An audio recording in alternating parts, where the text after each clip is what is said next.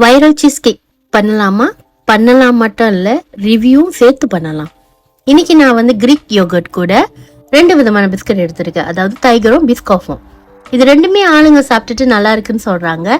நம்மளோட வாய்க்கு எப்படி இருக்குன்னு பாப்போமே.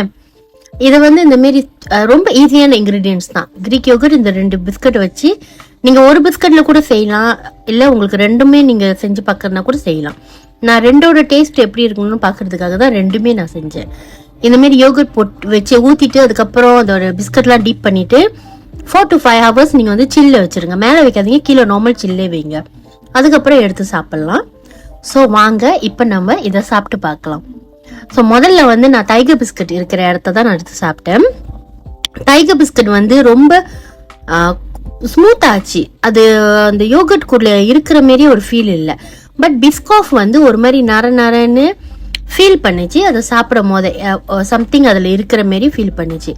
ஓவரால் என்ன கேட்டிங்கன்னா, யோகர்ட் பிடிக்காதவங்க இது கண்டிப்பாக நீங்கள் வந்து நல்லா தான் சொல்லுவீங்க.